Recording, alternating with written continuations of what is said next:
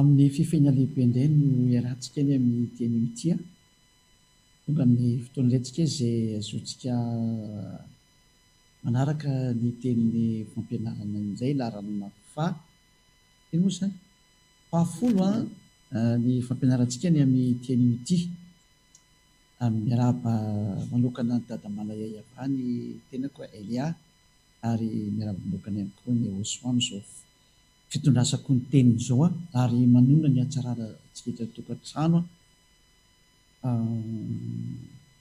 mosa ny atsarany Osoa sy ny asoavany Osoa larana fahafolo ny fampianarantsika araka ny efa diniko teo ny ambassadeur ny Osoa Elia indray no mandro tokantantsika ny amin'ny teny mitia fampianarana larana fahafolo ny fampianarantsika zany lohateny moa dia hoe tena noravainy Andriamanitra Abrahama ny dito folo jiosy ary namafisin'ilay zanany zany hoe tena potika zany io dito folo sy lanamosy eo ary nanapotika anazy voalohany dia ny dadany dia le Andriamanitra Abrahama mihitsy ny Andriamanitra Abrahama no fanampianarana antsika foana fa ny anarany dia Yahva.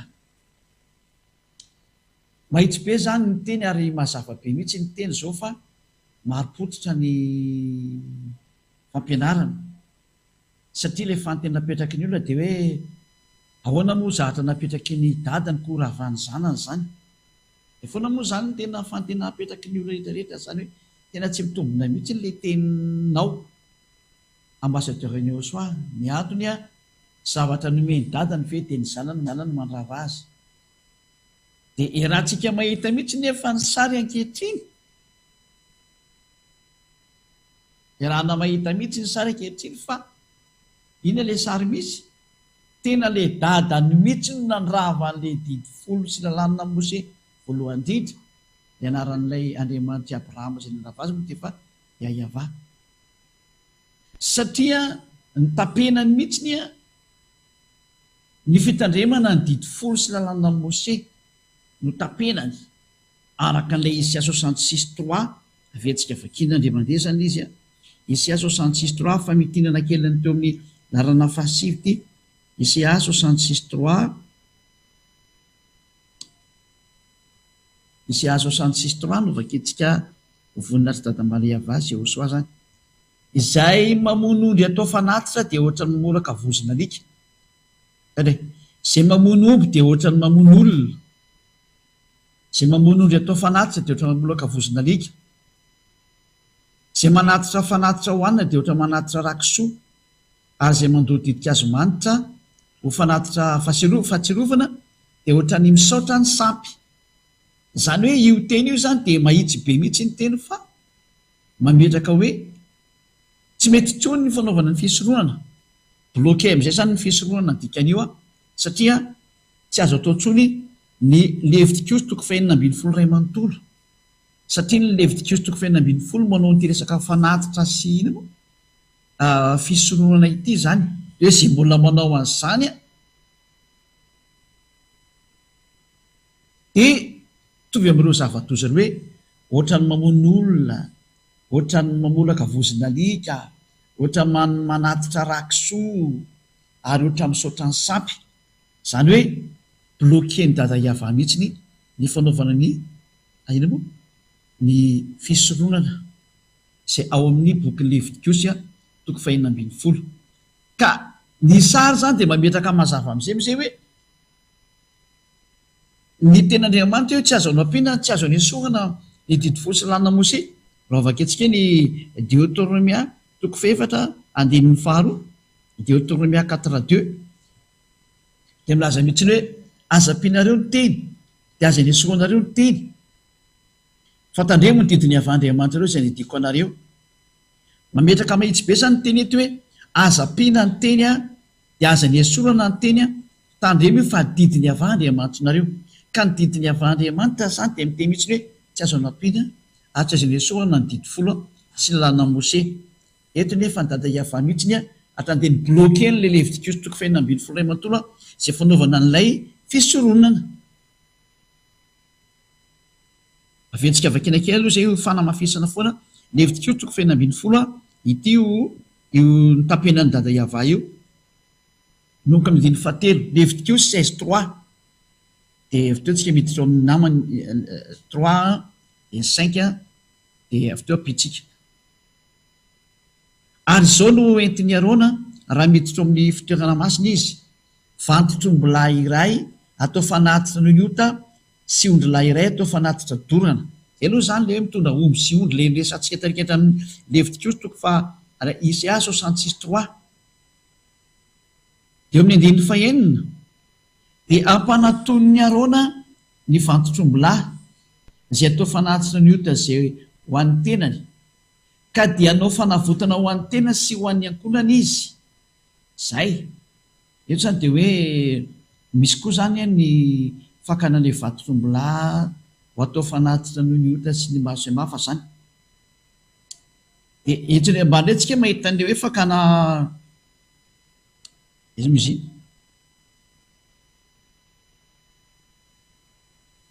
amin'ny andininy izy minakadisany de hoe eo mbola le andiny fadimy ary ny fiangonana zanak'Israely dia andraisany osy lahy roa atao fanatitra ny ota sy ondry lahy iray atao fanatitra dorana reo daholo zany le hoe misy ondry misy osy ary misy omby reo zany le fanaovana le fanatitra ho atao amin'ny zanak'Israely fanafanana azy amin'ny fahotana ary hitantsika hoe fanatitra noho ny ota hony zay de ary etra mendininy filo moa zany 3:30 sy ny 4:30 am'izay tsika dia mahita hoe fanaovana fanavotana sy fanesohana fahotana ho any zanak'Israely indray mandesa taona ity zavatra atao ity vaketsika 3:30 sy ny 4:30 dia anao fanavotana ho an'ny fitoerana masina izy sy ho an'ny tranon'ilay fiaonana sy ny altara sy ny mpisorona ary ny olona rehetra ao amin'ny fiangonana ary dia olalana mandrakizay ao anareo zany anaovana fanavotana ho azy zanak'Israely indray mandeha isa taona ninona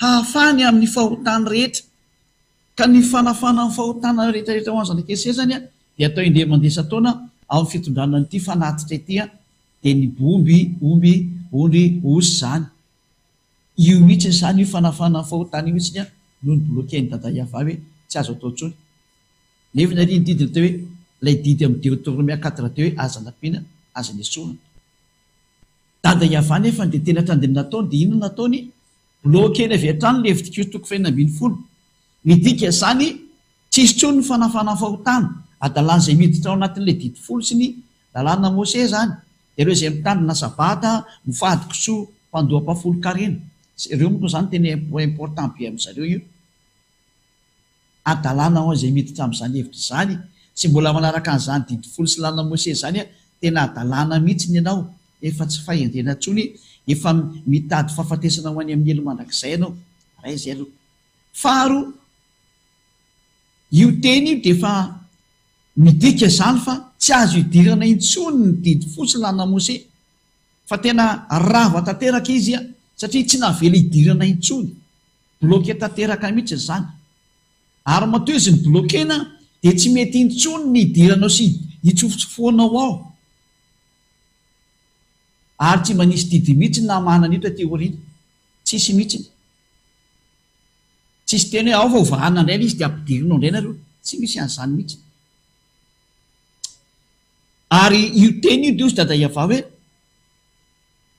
Andriamanitra tsy mba olona ka andaingana zanak'olombelona ka hanenina sady tsy mety mandaina izy tsy mety manenina ka rehefa ny deny io didy folo sy lalàna Mose io tsy azo hidirana intsony tsisy tsony ny famelan-kely ka tsy azo lo hidirana intsony de tsy nanenina izy nanao an'izay sady tsy andainga izy ka hoe ao nefa aveko indray ty rehefa aveo fa raha namerina an'io de lasa mandainga izy ny tena maroko satria efa mibloquenao kovahanao ndra Nomeria toko 7:20 Nomeria 23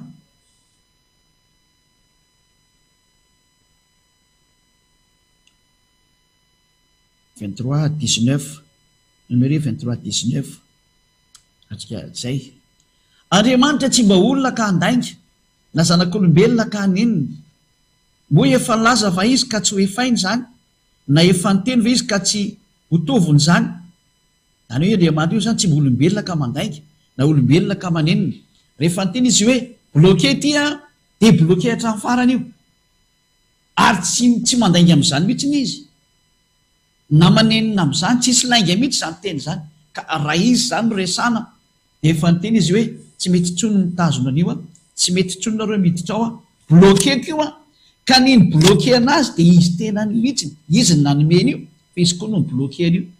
Ary zay blocage zay dia tsisy afaka namahy intsony na kely ary, satria na Yahosoara dia teny izy hoe tsisy foana koa ny amin'ny lalàna literain teny tsotra ray azy, tsy azoko tena io zany dikan'izay. Anie tsisy olona mahazo mikitikitika an'io, fa i Dada Iavà mihitsy no nikitika an'io a, tamin'ny alalany ahoana? Bloqué tsisy navelany hiditra intsony ny olona. Zay. Ary tsy misy teny mihitsy ny tateoriana miteny hoe ao fa nivahako indray izany zavatra izany. Tsisy. Tsy nisy teny miteny hoe ary noho izany dia ho vahana indray izany zavatra izany teoriana aty.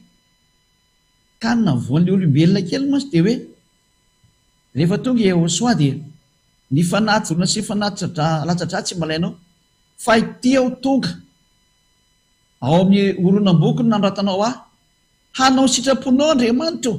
Zay teny izay no navoafitaka ny rehetra ka lazainy fa hoe natsofoko atao anatin'ny didy folonay hony ilay zanak'Andriamanitra. Tonga hoe vakitsika izay teny izay. Aiza misy an'izay teny karoa kely hoe ao amin'ny horonam-boko no nanoratanao anahy. Aiza ry rova?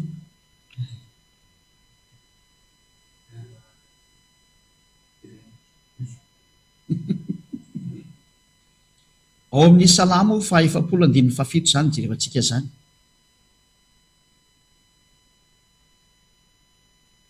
Salamo 47. Misy teny eo alohan'io fa aloha jerevantsika aloha tany aloha tany.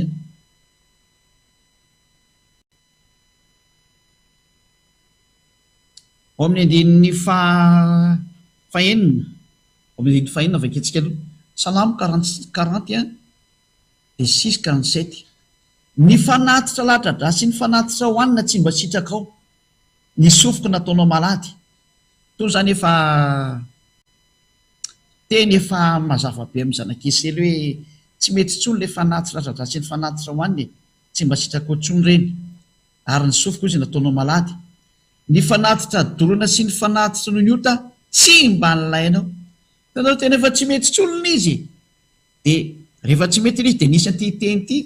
Dia ity teny ity no heverin'ny mpitondra fivavahana sy ny olona izay tsy mahafantatry n'ina hoe naverina ao anatin'ny bokyny didy folo zany a sy ny lalana Mose ilay zanak'Andriamanitra, satria nisy an'ity teny ity tao. Dia hoy izao, ity ao tonga ao amin'ny horonam-boky, ity ao tonga ao amin'ny horonam-boky no nanoratana ahy, ny anao sitraponao Andriamanitra no sitrako, ary lalanao no atao anatiko.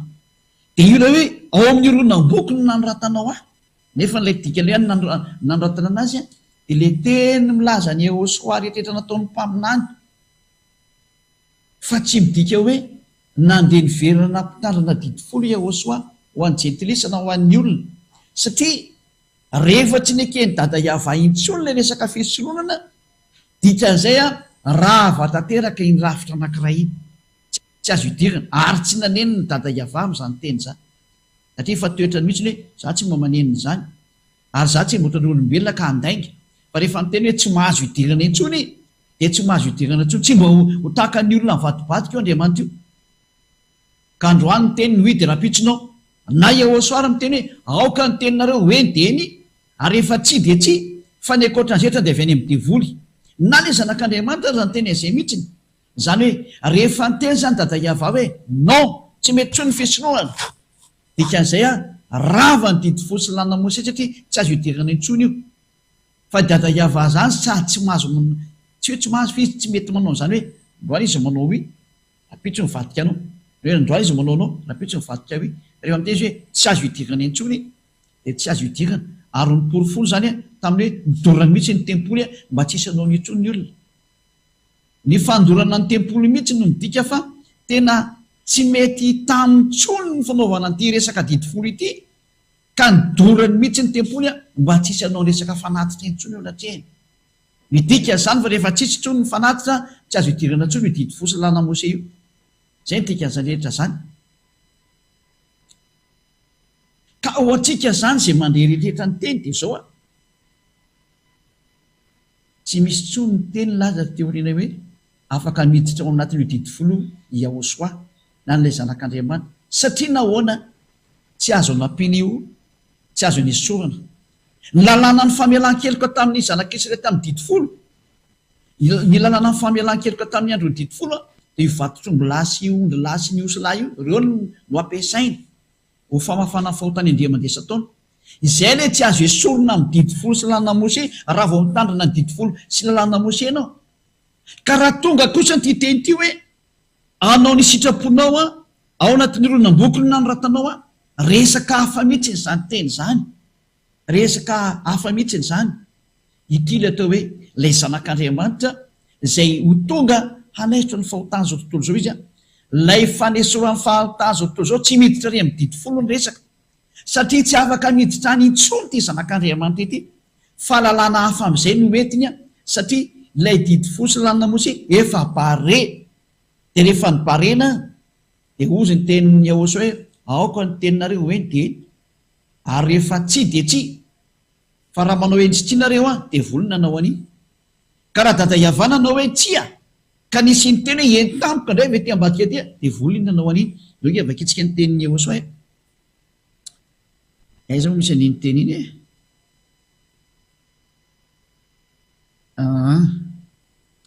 Matio lokarotsika ato aloha, aoka ny teninareo hoe ny dieny ary rehefa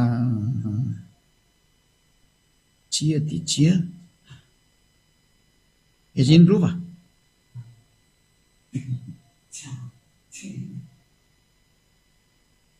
tasony aloha karoa kely anatin'ny baiboly ato aloha misy lavana antony zany ny tena marina. Fatsika aloha hijerikely izy aoka ny teny hoe ny dieny aty amin'ny boky Mateo aloha nijerentsika satria ao ilay izy na nijery ny testamenta vaovao koa rehefa lasa tsy haiko tsony. Mateo ao amin'ny toko fahafiry zany.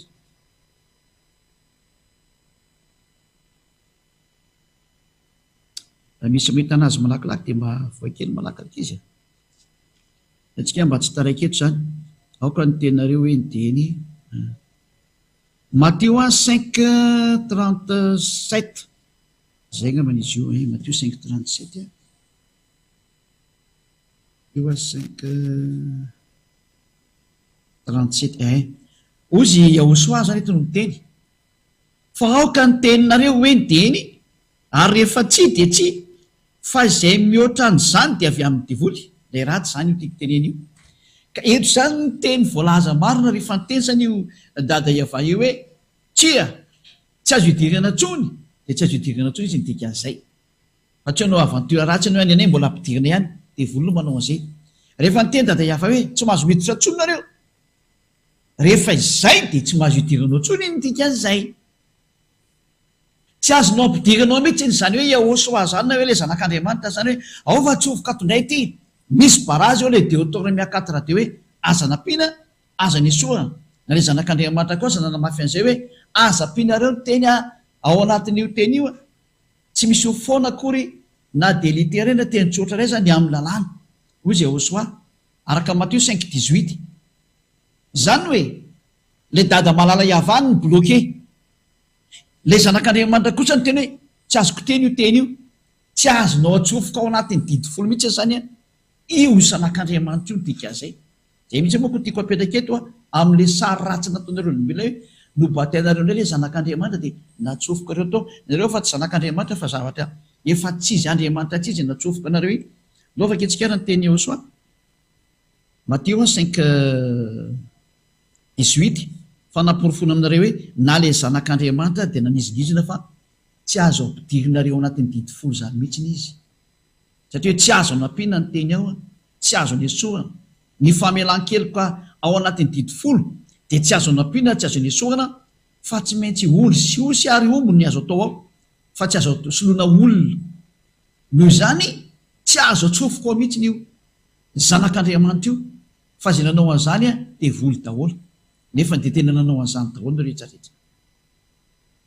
Mbola sy tonga saina io dia voly tomponareo io, mpiara miasa amin'ny devoly ny Andriamanitra tsonao io, mbola sy tonga saina ihany ianao. Ino ny fandika an-dalàna be ty? Miara-mety angentsika io e, miara-mety angentsika io e. Blocage voalohany teny dada Iava, tsy azo atao intsony fisorohana. Dikan'izany rava manontolo izy ray manontolo ange, ty tsy mbe teny tsoatra reny no miafa tena toky sy andininy ray manontolo mihitsy, toky ray manontolo ny ara-potika daholo. Dikan'izany rava ny famelan-keloka, zahatra mara famelan-keloka fa hidiranao adalàna aloha zay hoa. Faharoa, dada Iava no bloqué anazy, tsy azo hidirana intsony, ary izy tsy manenina, ary izy tsy mampandainga, ka rehefa tena izy hoe bloqué dia bloqué hatramin'ny farany io, bloqué hatramin'ny farany, tsy azo hidirana intsony. Fahatelo, raha milaza anao fa afaka miditra ao ny zanak'Andriamanitra, ny bokin'ny Deutéronome 4:2 dia mitsipaka hoe tsy azo ampidirina io zanak'Andriamanitra io. Fahaefatra, raha miteny fa ilay zanak'Andriamanitra mihitsy nge no afaka miditra amin'izany hevitra izany, dia ilay zanak'Andriamanitra mihitsy no teny hoe io boky io dia lalàna Mose, dia tsy afaka miditra ao mihitsy izy, satria tsisy ho foana kory izy na amin'ny lalàna na ny tiraraiza mandra-patanteraka izy rehetra. Tsy azonao kitehana io zany raha vao mitsofoka ao anatin'io didy folo ianao. Zany no midika fa tsy afaka miditra ao mihitsy io zanak'Andriamanitra io. Fa zay napiditra an'ilay zanak'Andriamanitra ao ny akanton'ilay omby sy dia volona anao an'izany. Mazava be ny teny niara-ny jerevantsika teo ilay izy, niara-ny jerentsika teo ilay izy. Ka raha vao bloqué nge zany ilay fisononany, raha vao automatika ny didy folo sy lalàna Mose, sady efa tsy azo atao intsony miditra ao. Rava nge izy ny dikan'izany, tsy azo ampiasaina, rava nge izy ny dikan'izany, tsy azo atao ninino io satria mipetraka foana ilay teny hoe tsy azo atao intsony ny fanatitra. Dikan'izany fa tsisy intsony ny famelan-keloka, dia olo gaiga ianao raha mbola miditra ao anatin'izy mihitsy nge dikan'izany, efa agegena adalàna fa tena tsisy azo ifampiresahana amin'izany hevitra izany intsony ny mombany aminao raha mbola hitsofoko ao ianao, satria mazava ny teny zay hiditra amin'izay tsika amin'ny, satria dia efa mazava mihitsy izay teny izay hoe inona zany ny resaka nataony Yahosoa. Yahosoa kosany dia nilaza izy fa hampiditra mombany amin'ny fanekena vaovao izay anazy irery ihany. Izy lasa atao fanekena ho an'ny olona, ny didy folo natao fanekena ho an'ny zanak'Israely, fa Yahosoa kosa natao fanekena ho an'ny olona. Ary mba hahatonga ilay fanekena ho an'ny olona hipetraka dia tsy maintsy potena ilay didy folo, satria natokana ho an'ny zanak'Israely ihany. Lozika be zany. Ny didy folo natokana ho an'ny zanak'Israely ihany, nefa ny Yahosoa kosany ho an'ny olombelona rehetra manerana an'izao tontolo izao. Dia inona zany ny lozika an-javatra zany satria izy fanekena ho an'izao tontolo izao dia tsy maintsy potena amin'izay ilay taloha tarikatra, satria hitodika ho any amin'izao tontolo izao zany lay fifandraisan'ny dada Iava, hitodika makany amin'izao tontolo izao fa tsy ho an'ny Israely any irery ihany. Zay no mahatonga ny hoe tsy maintsy raha avany didy folo io, satria ho an'ny olona rehetra amin'izay ny fanekena. Raha vao mipetraka eo mantsy ny didy folo dia tsy afaka manatona ny dada Iava nge ny jentilisa, satria ny didy folo dia natokana ho an'ny zanak'Israely rery dia tsisy afaka manatona anazy ny jentilisa ny dikan'izay. Kanefany satria hoe ho an'izao tontolo izao amin'izay ilay fanekena dia niditra amin'izay ny zava-baovao, nge vakitsika amin'izay ny teny araka amin'ny bokin'ny Isaia, dia izay ny antony nandravana ny didy folo, mety tsy mila antsika amin'izay satria ho ampidirina ny jentilisa. Isaia 42:6 dia izao mivoalaza ao: izao Iava efa niantso anao tamin'ny famarehana, nitantana ny tananao za ka hiaro anao, dia hanome anao ho fanekena ho an'ny olona dia ho fanazavana ny jentilisa. Dia tsara be mihitsy izy, tena lasa fanekena ho an'ny olona ilay Yahosoa ary ho fanazavana ny jentilisa. Zany hoe tafiditra zany ny jentilisa ny dikan'izao re olona, miditra amin'izay ny jentilisa amin'ity fanekena homenan'ny olona rehetrarehetra ity, ary ho lasa famonjena hatrany amin'ny farantany. Ika vakitsika izay teny izay hoe famonjena zany amin'ny farantany Isaia zany moa zany izy lokarotsika kendeza hoe zay misy an'izay Isaia 48 angamba nisy Isaia 49 de 6 Isaia 49:6 no vakitsika le Isaia 49:6 Isaia 49:6 vakitsika indray ty amin'ny anarany Yehosoa eno izy mbola zavatra kely foana raha tonga mpanompo anandratra ny firenen'ny sy ampodiny Israely sisa voaro io zany le hoe mamerina ny Israely sisa voaro mbola misy ampidiana zany ny Israelianina ndika an'izay fa omeko fanazavana ny jentilisa koa ianao zany hoe ty zanak'Andriamanitra zay nanao fanekena ho an'ny olona ty zany ho lasa fanazavana ny jentilisa ary ho famonjeko izy dada Iava hatrany amin'ny farantany lasa hoe ho famonjena hatrany amin'ny farantany izy nampidirina ny jentilisa ndika an'izay ka raha ampidirina ny jentilisa tsy mety le didy folo satria le didy folo efa misy teny hoe didy ho an'ny zanak'Israely rery ihany zay le hoe tsy azo anao ampinana tsy azo anesoana de tsy mety mihitsiny tsy azo ampifandraisana amin'ny didy folo tsony zany ty zanak'Andriamanitra ty ndika an'izany satria izy de manana lalàna hoe ampitambatra amin'Andriamanitra ny jentilisa indray nefa le jentilisa tsy mahazo mifandray amin'ny didy folo satria lay didy folo misy teny hoe tsy natao anareo ty didy folo ty ary natokana ny Israely rery ihany no mitandrina an'io de tsy mety ho an'ny jentilisa zay any amin'ny toeran-kafa misy anazy ho atambatra nefa andreo araka amin'ny dada Iava atahoana mampitambatra anazy lôzika be amin'izay satria iverany amin'ny dada Iava amin'izay ny olombelona rehetrarehetra zany de nitovy amin'izay ny lalaka len'le zanany tamin'le dadany le dadany bloquen'le didy folo fa le zanany kosany nandrava anazy teo amin'ny azy fijaliana zay le izy nitoy ny asany dika zay dada mala Iava ny bloquen'le didy folo tsy mahazo mety loatra fa tezitra tamin'ny Israelianina izy zany lazaiko anareo hoe mandrakandro any nge tezitra tamin'ny Israely io dada Iava io satria tsy nivahany tsony le teny hoe bloquena ny fisoloana le tany amin'ny didy folo zany fa ato amin'ny Yehosoa kosa le fanekena vaovao de tena nisy amin'izay lasa mpisorona ny olona sady lasa mpisorona ny olona lasa fanaty ny olona meko atsika deo sy toko serefa aveo fa ato amin'ny Yehosoa ilaina tsony hoe fanekena vaovao io aloha jefa atsika hoe Yahosoa mihitsy le atao hoe fanekena vaovao satria ny rano mihitsiny no atao hoe rano ny fanekena vaovao ka nazy io raha io ka le rano mihitsiny no atao hoe rano ny fanekena vaovao de izy zany le fanekena vaovao ntika an'izay araka ny bokin'ny Matteo rehefa antsika dia avoakako ary amin'ny écran rehefa aveo Matteo 28 film izy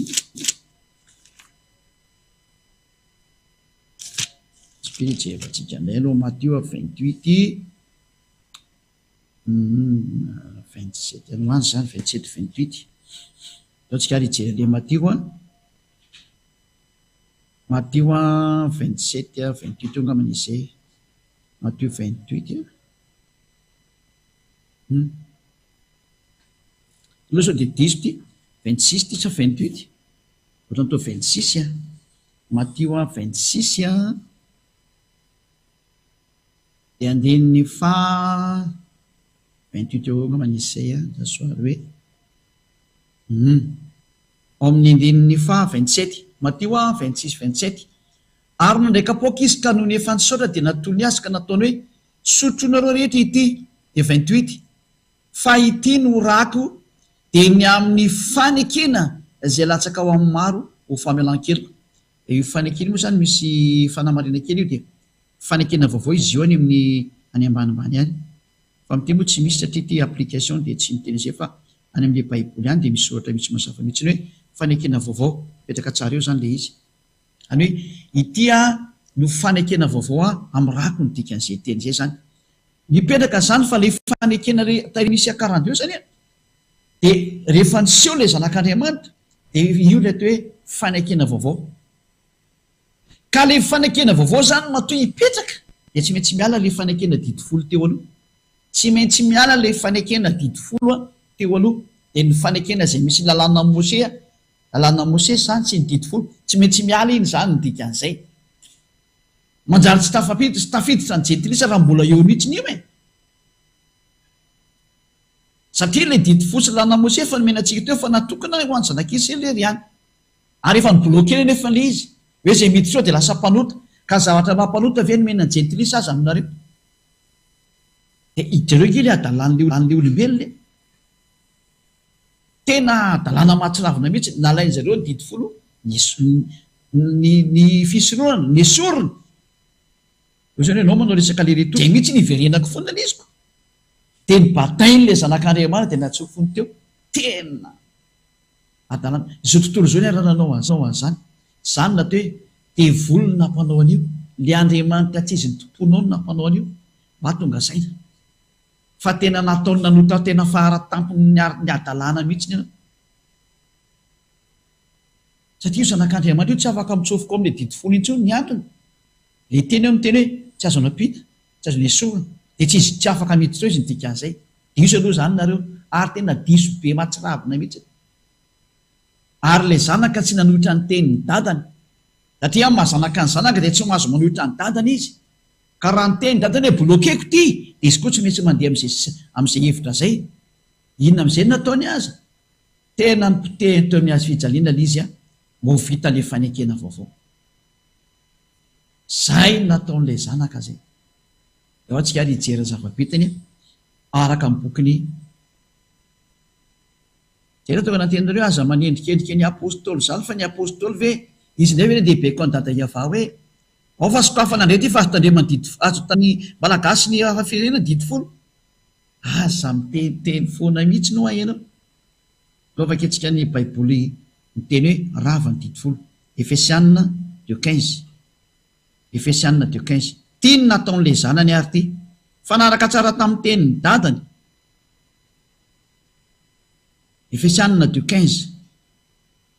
Fatao amin'ny nofony nandravany ny fandrafiana dia ny lalàna nisy didy natao tandremana mba hanakambany antsika roa tota ao amin'ny tenany olombovao iray ka nanaovan'ny fihavanana. Tao amin'ny nofony Ehosoa zany nandravana ny fandrafiana dia ny lalàna nisy didy natao tandremana, lalàna ny didy folo zany resahana zany. Loka vekitsika amin'ny teny frantsay izy io hoe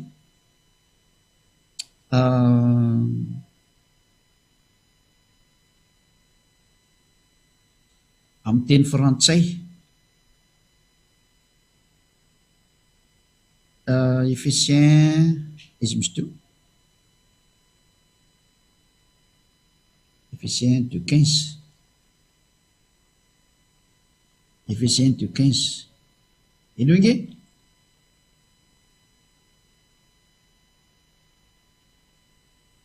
Il a enlevé toute valeur à la loi de Moïse, à ses commandements et à ses règles. Alors, avec les Juifs et les non-Juifs, Yahushua a créé un seul peuple nouveau en union avec lui. Tena nesoriny daholo mihitsy ny valeur an'izany lalàna Mose zany. Toute la valeur à la loi de Moïse et à ses commandements. Ny nongotany daholo zany. Ka raha vao may grave be valeur ny lalàna ve nongotanao? Tsy loza ve zany dikan'izany? Grave be ity phrase anakiraika ity. Nao hoe jevantsika amin'ny teny anglisy ina re dikany io miteny anglisy.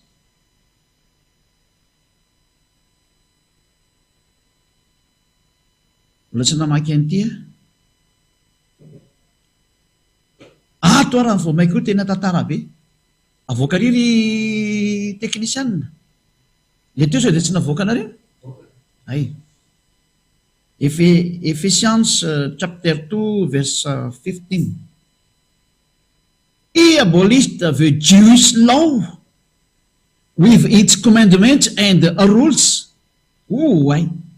In order to create out of the two races one new people in union with himself. In this way, who's the Indiana mamaky io in this way, in this way, making peace. Zay ny fanaovan'ny Indiana mamaky io satria ny azy W ataony V na B. Zay. Zany hoe he abolished the Jewish law. Tena nipoteny lalàna ny Jiosy with its commandments. Nga vakio nareo io. miaraka amin'ny didy folo and rules sy ny rehetrarehetra instruction anatiny ao zany zay ny rules moa zany de hoe zay rehetra mikasikasika any am'izay resaky zay zany rava daholo ny didy folo sy lanina mosy mahitsy be mihitsy io teny io miaraka amin'ny commande kena moa ny Jewish law afa-tsy ny didy folo sy lanina mosy zay ny lalana an'izay hoe rava ozy ny tenin'Andriamanitra ka zay zany mivaly tenanao amin'ny teny hoe ahoana io didy folo ny ravana ka le zana mihitsy na ny ravana azy satria rehefa mibloke ny dadany le didy folo tarika hatramin'ilay fisolohany lozika ny vonoany am'izay teo miazy fitsaliana ko ny zanany de ny confirme mihitsy aza hoe izy no tena fitaovana nampiasain'ny dadany a nandravany didy folo sy lanina mosy dika zany fa nialany dadany io mihitsy ny zanak'Israely fa tena tsy tiany azy ka zay lalàna nampifandray anazy tamin'zareo a potehiny zany ilazaka hoe aza mitomany ho jiosy ianao fa zava-dozy zany mitomany lozy ianao raha vao zany ny tadiavinao tsy misy dada iava zany Andriamanitra Abrahama zany nampitandrina io didy folo izany tsony a io rehefa blokeky mbola hidiranao tao iny ary na ny Israeliana raha tsy mahazo mitandrina io tsony fa raha izy mitandrina io a mbola miantsiady amin'ny dada iava na ny Israeliana raha tsy mahazo mitandrina io tsony zay no natonga ny Iehosoa hoe tonga mironam-boky nao vanao hitondra ny fanekena vaovao fa ny didy folo tsy azo iverenana tsony satria dada iava no bloke an'iny voalohany a no Iehosoa tsy afaka mitsofoko anatin'ny rafitra iny a no zany mipetraka am'izay ny fanekena vaovao zao entin'ny Elia zao ary rehefa tonga Elia afaka mifahotana daholo ny olona zay niaraka tamin'ny Elia ary lasa tsy mahay manotainy tsony satria tafaraka amin'le tena famarinana Iehosoa lay fanekena vaovao lay zanaka ny dada marary Yahava tsy mahay manotany tsony zay miaraka aminy nanomboka tany amin'ny taona 1984 izany fampianarana zany nandeha tsy mahay manotainy tsony zay miaraka amin'ny ambassadeur-ny Iehosoa efatrany zany ataonao na mangalatra n'izany teny zany zao ka iady hoe 1995 1994 1990 fa mba firy taona aloha anao tamin'izany fa ity teny ity kosa ny de niainga tamin'ny taona 1984 ary misy vavolombelona zany eto amin'ny fiangonan'ny Iehosoa ato misy mihitsy zay ny tonga natantara hoe mahafantatra an'izany io le ny akatsy fa tena nisy zany sary zany moa ny taratasy fiangonana tamin'ny voalohany tato aza ny mpianatry ny tompo tamin'ny taona 1986 85 amany izy izy tira na io 85 na 86 fa tsy tadidiko tsony fa zay ny taratasy ety aminay aty voalohany zay zany mbana voalohany tamin'izany nanomboka ny toro ny tenin'ny Iehosoa de nanana zay taratasy zay nafana ny toro teny manerana ty Antananarivo ty tamin'izany ianao mba taiza tamin'izany 1984 zany bataiza ianao tamin'izany de zany ve no angalarinao tahaka zany rehefa ela be ohatry zany no ianao tahaka de mbola tsy menatra foana vena velatsika any iny aloha de hiditsantsika indray amin'ny teny frantsay hafa indray zany tsika zany oke jery baiboly hafa indray tsika de zay avo hiditra amin'ny teny jiosy rehefa avy eo Ephésiens chapitre 2 verset 15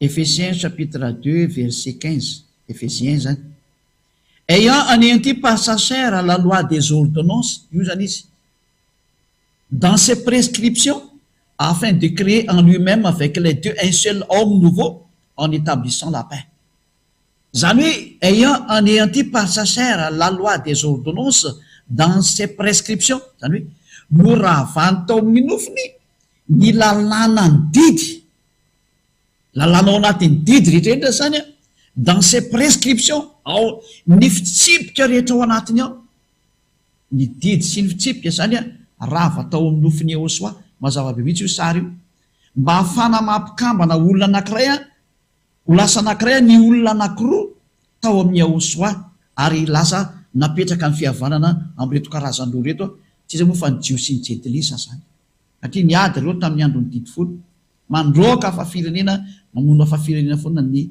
Israelianina zany zava-misy aloha tany zany de ny mpiteny Iehosoa daholo zany rehetra zany a teo amin'ny azo fijaliana ka ny azo fijaliana ny Iehosoa de egalina famonoana ny didy folo sy lanina Mose zay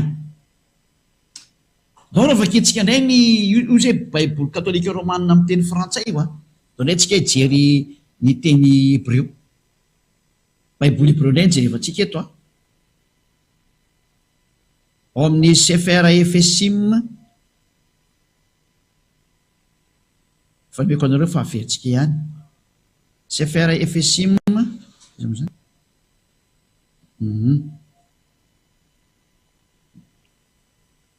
Sefer avoy am'izay ry Sefer Efesim io izy io Baiboly jiosy ty zany dikan'izay chapter 2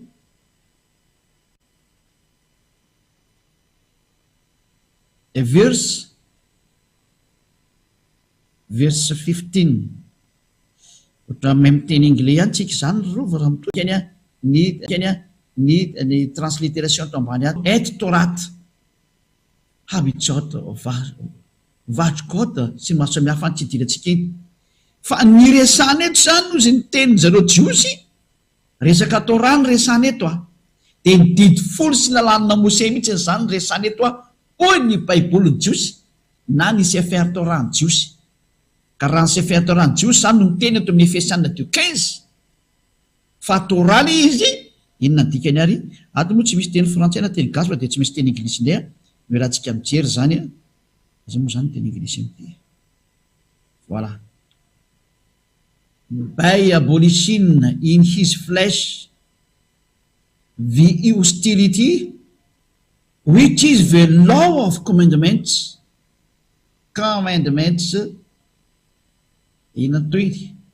contained in ordinances so that in his aleo janona am'izay lehibe zay ato zany dia miteny hoe by abolishing in his flesh ohatran'le tarikatra ihany tamin'ny alalan'ny nofony nandravan'ny hostility io zany le fandrafiana ina le fandrafiana which is the law of commandments tsy na fa ny didy folo sy lalàna Mose dia io ny didy folo sy lalàna Mose mihitsy le navoaka irembony ary hoe Torat et Torat.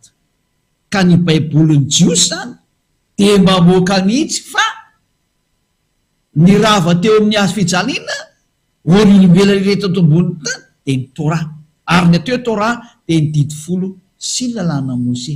Sota betsaka ny dada iavasy eo soatsika ny amin'izany famarinana zany sa misy ho ampiana koa inarosony moa zany no ampiana amin'izany rava ny didy folo ny dikan'izay niara-ny asa izy mianaka ny tena marina nanampy tsara ny dadany mihitsy le zanany ny dadany ny bloke tsy azodirana ntsony ato dia ny zanany namono azy teo amin'ny azy fijaliana rava teo amin'ny azy fijaliana ny didy folo sy lalàna Mose. Mbola maly ianao voaporofo mihitsy ny original aiza ntsony izay tokony hitandremanao ny didy folo zao lalàna aiza ny hidiranao ao satria ny dada iavano ny bloke an'io tsisy famelan-keloka ntsony izay miditra ao porofon'izany ianareo rehetra izay milaza fampanota satria mpitandrina didy folo nareo izay indrindra ny farana ny teny koa mbola misy sotoizana kely ty atsika aloha mbola hijery kely tsika amin'ilay aiza moa arikatra amin'ny Hébreu 7 Hébreu 7 18-19 mbola pitsika kely aloha Hébreu 7 et 18 sy ny 19 zany totsika teny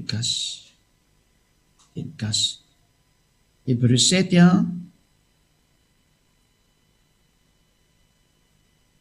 18 teny 19 toy izany ary no nandravana ny didy taloha ho an'ny Hébreu no izy malemy sady tsy manasoa mazava-be zany fa tena rava zany ny didy folo sy lalàna Mose eto aty bokin'ny Hébreu vaketsika io satria tsy nahalavorarina inona ny lalàna ka dia nampidirina fanantenana tsaratsara koa izay nataonantsika n'Andriamanitra ka io moa Yahosoa le hoe ampidirina ny fanantenana tsaratsara koa Yahosoa zay. Voaporofo zany fa tena rava ny didy taloha ka ny didy taloha raha ny Hébreu no resanao dia ny didy folo sy lalàna Mose. Zao hoe vaketsika amin'ny teny frantsay chapitre 7 verset 18-19 l'ancienne règle a été imparfaite et inutile alors on l'a supprimée. Aikousé raha mbola tsy mahay nidika ny verbe supprimer anao dia nidana miverina keny amin'ny classe de septième miverina maka CP fa mahay zareo ao kosa zany 19 la loi de Moïse n'a rien produit de parfait zay les lois de Moïse zany resany eto ty l'ancienne règle. On a supprimé l'ancienne règle, la loi de Moïse, parce que cette loi n'a rien produit de quelque chose de parfait. Donc, bien sûr, on l'a supprimé. Ho an'izay mety amin'ny français dia maintsy teniko zay. Zany hoe tsy lanintsony le didy fosilana Mosè satria tsy mahatonga olona parfait, ancienne règle, ancienne loi, io zany aleo potehina any. Teny potehiny Yehosoa izy ary ny apôstôly Paul mivavolombelana napotika anazy. Ny apôstôly Paul mihitsy zao miconforme amin'ny tenin'ny dada Yava sy miconforme amin'ny tenin'ny Yehosoa. Fa ny apôstôly ny sasany le miteniteny foana tsy le any amin'ny tsizy ireny milaza fa hoe ny apôstôly ndreo nameriny io tandrina didy folo mbaamisainy le be noho dada Yava nga zany apôstôly zany aminao. Mahery noho ny dada Yava izy nga, mahery ny Andriamanitra Abrahama, mahery noho Yehosoa nga izy aminao. Yehosoa raha tsy niditra tamin'izany hoe namerina ny afafina tamin'ny didy folo zany. Aiza koa mampitombona an'izany aminao. Tarova dia rediredy ny tena mpamosavy mihitsy le mampitandrona didy folo io. Dada Yava bloqué io, Yehosoa nandravan'io, dia tsy menty azy ireo ny apôstôly ndreo niverina napiditra ny zansara zany. Mana ambany ny Andriamanitra Abrahama nareo amin'izany hevitry nareo zany. Hoe ny apôstôly ndray zany mamerina an'io litandrina didy folo. Fa mba misaina ve nareo e? Fa na le zanak'Andriamanitra ambaninareo, indrindra ilay dadany ambaninareo, fa iza mihitsy nareo e? Tsy misy teny mihitsy nefa hoe mamahany io hatramin'ny farany. Aiza nisy teny mpaminany ny teny hoe ao vavahako indray ty. Fa na Yehosoa raha ny teny mihitsy hoe tsy azoko teny io, tsy azo anampiny io, tsy azo nesoana e. Na izy ara zany tsy afaka mitsofoka ao ny dika azy zany. Ary zany no proof fa tena foana ny didy fosilana Mosè fa miditra amin'izay mifanekena vaovao Yehosoa sy ny lalàna ny Yehosoa. Zay na tonga hoe tena misy lalàna mihitsy ny Yehosoa vakitsika ara ny tenin'Andriamanitra ny amin'izay sary sy ndrea. Lalàna ny Yehosoa hitantsika mihitsy ao amin'ny Jaona 12. Dia lalàna ny Yehosoa amin'izay raha olona ny arahana zao ampianarin'ny Elia zao. Dia zay ho any amin'ny lanitra tonga daholo manatona ny Elia. Zay na tonga ny Elia amin'ny teny hoe manatona ny Elia amin'izay. Deo iaraka amin'ny Elia ho any amin'ny Yehosoa tsy ketetra. Ho any amin'ny lanitra zay misy any dada malala Yava andao ny bagazy deo iaraka amin'ny Elia amin'izay. Jaona 12 49-50 vakitsika zao ndray ny teny ary hoe manomboka eto lalàna ny Yehosoa amin'izay lo ranao tsy misy idirany didy folo tsony. Jaona 12 49-50 satria tsy niteny ho ahy eo faniraizana liraka izy no nandidy azy tsy maintsy olazaiko sy izay tsy maintsy ho ampianariko. Ary fantatry fa ny didiny no fiainana mandrakizay. Koa ny zavatra lazaiko ary dia lazaiko araka ny zay volazany ray tamina. Mazava be zany fa tena misy ny didiny ray. Misy didiny ray vaovao zany zay nentin'ny Yehosoa fa tsy mifandray amin'ny didy folo intsony. Tahaka lalam-panorenana io. Misy lalam-panorenana spesialina ho an'ny Amerikanina anazy iny. Misy kosa lalam-panorenana spesialina ho malagasy ho amin'ny malagasy dia ohatran'izay io. Ny lalam-panorenana didy folo natokana ho an'ny Israelianina anazy iny. Ny lalam-panorenana ny Yehosoa kosa natokana ho an'ny jentilisa atsika indray zay. Maiza mandray amin'izay le izy. Samy manana ny azy amin'izay io.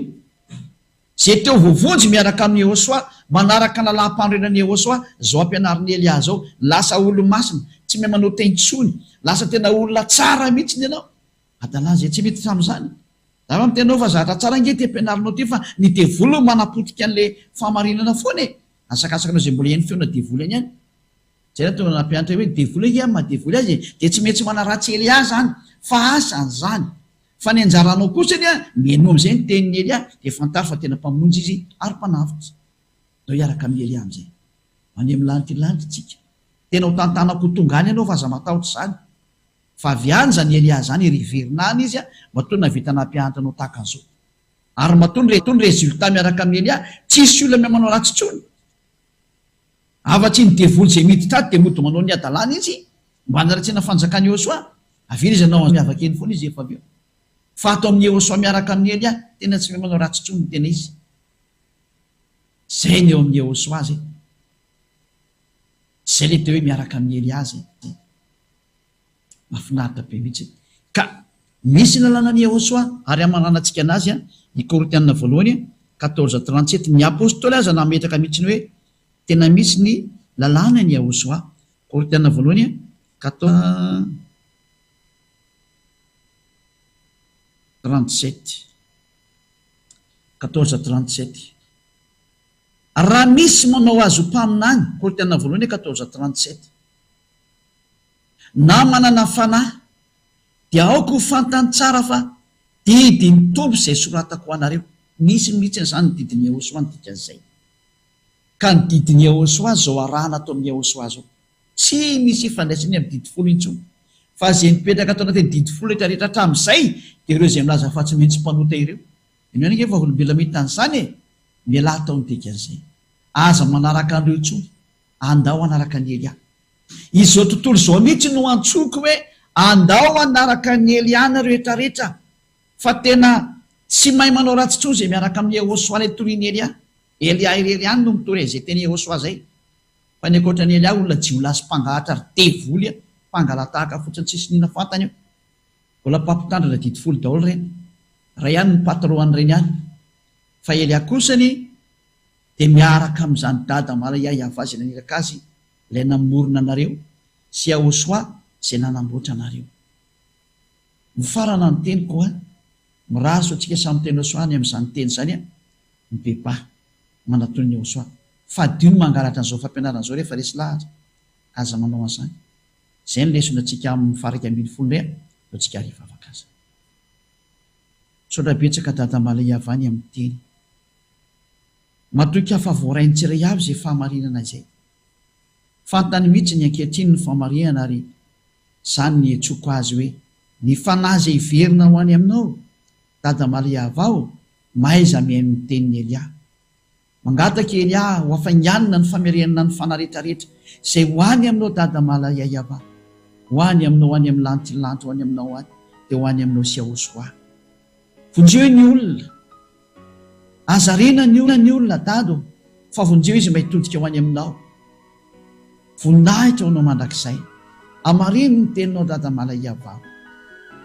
Aoka ny fanahy tsisy hipetrapetraka intsony, fa voantsonao ho any aminao. Hiazakazaka amin'izay ny fanahy rehetrarehetra hitady ianao, tsy salasala intsony, fa mazava loatra ny teny ary tena mazava ny fanazavana. Vonjeo ny olona aza dada malay Yahva, ianao ihany mahay manao an'izany. Zany mahatonga ny Elia mangataka hoe sokafo ny lalana n'ilay fanahy, hitodika ho any aminao, sokafo ho any aminao izy. Zany teny zany mamerina azy ho any aminao. Ary aoka tena hiara asa daholo ny lanitra ho amin'ny famarinana ny olona dada malay Yahva ho any aminao. Amarino zany teny Elia aza ho voninahitsy naranao masina. Amin'ny anaranao Yahosoa anaovana ny vavaka sy ny teny rehetra. Saotra dada malay Yahva, saotra Yahosoa. Halleluja, amen. Dia mirary isotsika etra samy teny Yahosoa zay ndreny ny hafarany tentsika tamin'io dia dia ho tahiny Yahosoa tony tapo amin'izay ny hevitra manarahany dada Yahva sy Yahosoa, manarahany Elia fa Elia no hitanao ety tany zao ndao hiaraka amiko. Waiza ho any amin'ny lanitra ny lanitra antsika ary fampitantana amiko ianao ho entiko ho any aminay ianao ho any amin'ny Yahosoa ndao ary. Dia miraso antsika samy teny Yahosoa ho amin'ny fitohizan'ny fampianarana manaraka andray elo matoly azy.